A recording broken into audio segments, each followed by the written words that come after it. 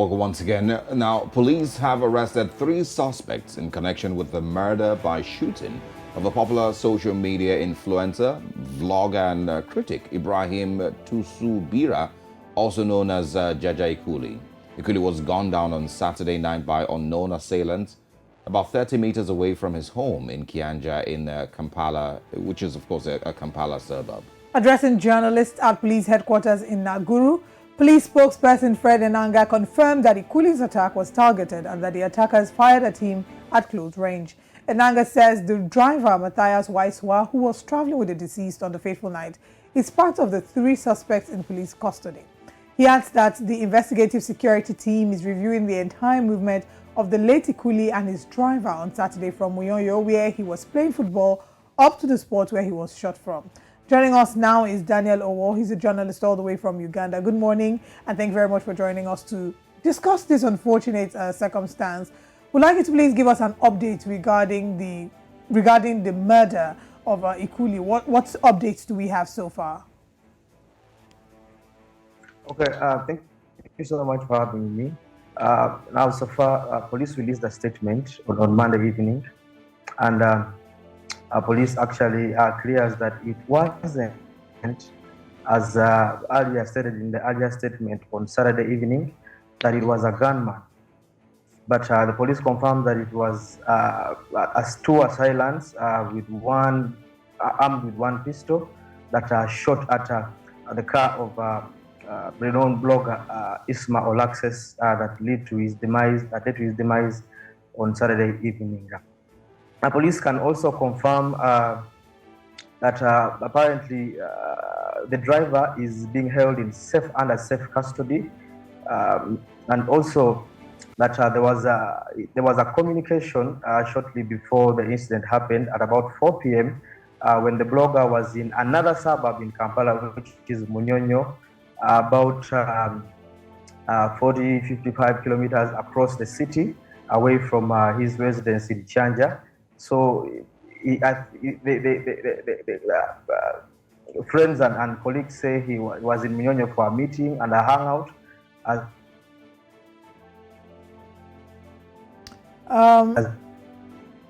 he always does with the artists who are his close friends and the people from the Egypt. At about 4 p.m. when he set out to leave Kyanja to head back to his home when he left Munyonyo to head back to his home in Kyanja, they had a stopover in another suburb called Mutungo, where they had dinner with his driver.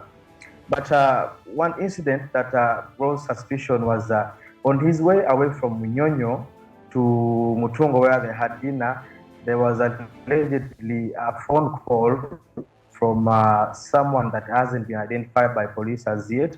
And police has so far cleared that there is no direct link between the mattress and that phone call that was made to Iculi as they left Munyonyo to head to their place of dinner in Mutungo. So they left Mutungo at about 8 p.m. to set off for his residence in Kyanja, where they were shot at about 9:15.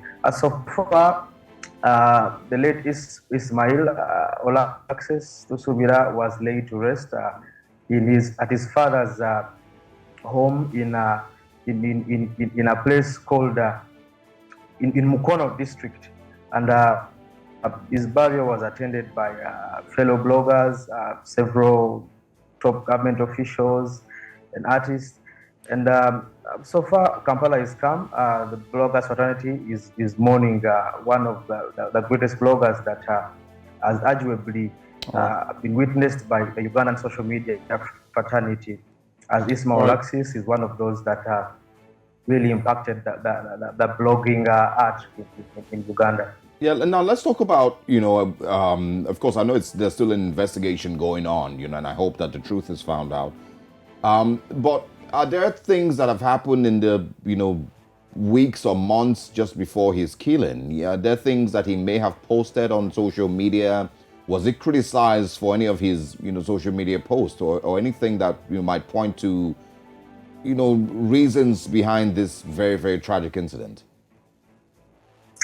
Okay, now Alexis himself, as a blogger, is one unique blogger that is so objective. It's really hard to tell his side.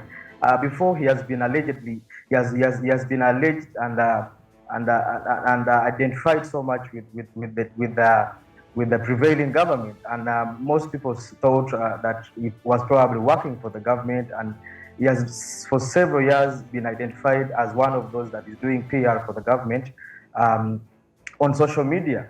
Actually, prior to his arrival back from Sweden, he left Uganda when he was at his infant stages of his youthhood, and went and worked in Sweden for several years, and only returned during the COVID-19 pandemic. And reliable sources say his return to Uganda was called for by the government to try and fix the blogging industry in Uganda. Most especially to do PR for the government. And for the longest time, he has been identified as someone that is working for government, doing PR for government on social media. But again, this took a twist when at later stages of his career of blogging, it seemed so objective, and people, that left questions. Everyone was wondering, is this guy actually working for government or not? Because at some point he went ham on government itself. We've seen him do blogs or live streams on podcasts where he's actually going to ham against the president's son. At some occasions, he's actually going ham on government itself for wrong policies and poor choices, poor decisions. So it is really hard to tell.